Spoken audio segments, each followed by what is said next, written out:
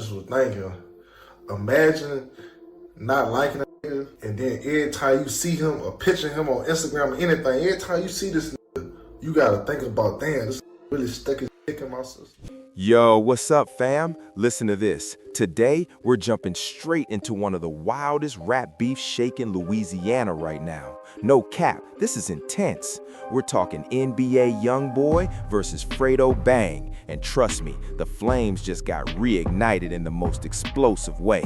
Baton Rouge is tense and the streets are buzzing. Things could get messy fast. Before we break it all down, smash that subscribe button and turn on notifications because you do not want to miss a second. Hit that like button if you're ready to see raw street politics play out. Let me take you back because this beef didn't start like it is today. YoungBoy and Fredo were once tight, real homies. Two young guys from Baton Rouge, repping the same crew, watching each other's backs when the streets got rough. Both were part of TV Top Boy Gorillas, one of South Baton Rouge's most respected crews. This wasn't casual, they were in the trenches together, moving like family. You could even catch them in the same music videos back then, looking solid and united. The most iconic, the iPhone D6 video. YoungBoy with Fredo and the TBG crew, all smiles, all loyalty. Nobody could have predicted they'd flip and become bitter rivals. YoungBoy was the youngest in the crew, looking up to the older cats like brothers. Fredo was one of those older figures, showing love, guidance, and street smarts.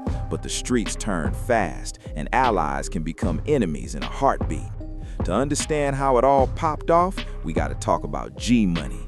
GMO was basically TBG royalty, the main artist, the one catching attention, the one tasked with putting Baton Rouge on the map. Older than both YoungBoy and Fredo, he carried veteran respect earned from years of grinding in the game. G-Money took YoungBoy under his wing as a teen, brought him into TBG, helped him make music, and became like a big brother.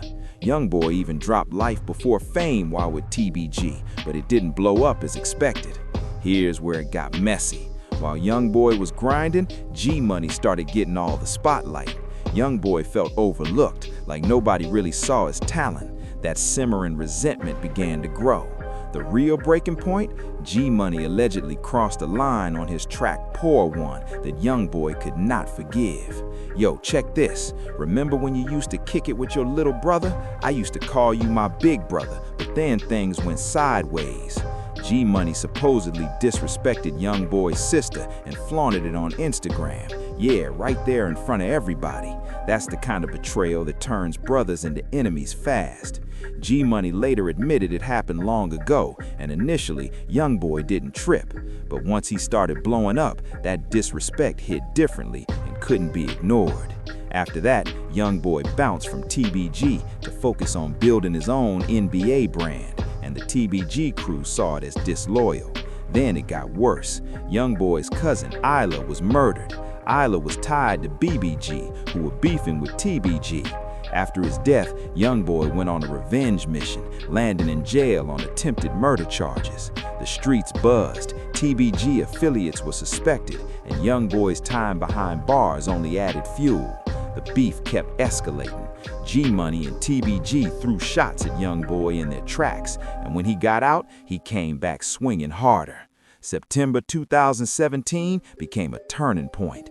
G-Money was shot and killed in a studio parking lot. He was supposed to meet Fredo Bang, who was getting out of prison that day, but never made it. Timing had everyone suspicious, and fingers quickly pointed to YoungBoy's camp. Stakes rose, and the beef intensified. That's when Fredo stepped fully into the spotlight as YoungBoy's main rival. After G-Money's death, Fredo carried the torch for TBG, feeling the need to avenge his fallen homie. Locked up for most of the drama, he came out ready to war. Authorities even held him for extra months, fearing retaliation. Once Fredo hit the streets, he and Boo literally aimed to dominate and settle scores. Diss tracks flew at YoungBoy in his camp, escalating the beef out of control. Violence erupted. YoungBoy's manager, Dump, was murdered outside his home.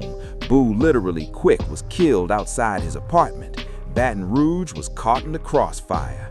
Fast forward to December 2023.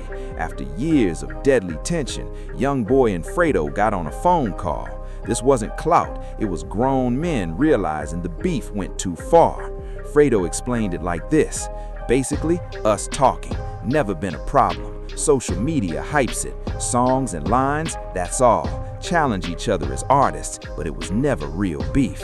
That call led to planning a toy drive for Baton Rouge kids, showing the beef could end positively. Fredo stressed it was never real beef, just artists caught in street politics. But the toy drive was shut down by authorities, worried old tensions might spark violence. Even after that, YoungBoy hit the road and started dropping disses at Fredo during shows, shocking fans. Videos went viral, and Fredo felt disrespected, thinking the issues were behind him, but YoungBoy was dissing him in front of thousands. Public humiliation like that sparks beef, and fans make it personal. It's about street respect and reputation. Fredo responded with a track declaring war on YoungBoy and his camp. He called out legal troubles, relationships, and credibility, even hinting that more bodies could drop. Law enforcement takes this seriously, given their violent history. Both sides have gone all in before. Temporary peace proved maturity was possible, but YoungBoy reigniting disses and fan trolling lit the fire again. Stakes are higher. YoungBoy is dealing with federal charges. Fredo isn't risking his career, but the streets don't care. Disrespect drives reaction, and bodies start dropping. Fans getting involved makes it unpredictable fast. These aren't veterans. They think it's a game until someone gets hurt. Fredo recently said, "I hope it ain't anybody like me. Going against one of the biggest artists in the world is hard." The situation is boiling over. With shooters and a deadly history, this beef could explode at any moment.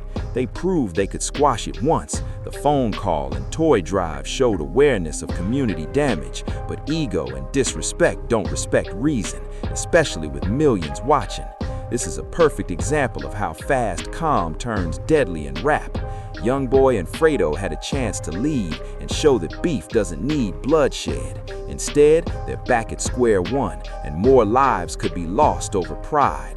So, what do you think? Can they squash this beef again, or is it too late?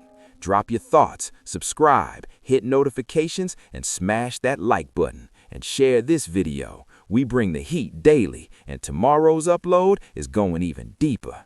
Catch you next time on Rap Uncovered, where street truth rules.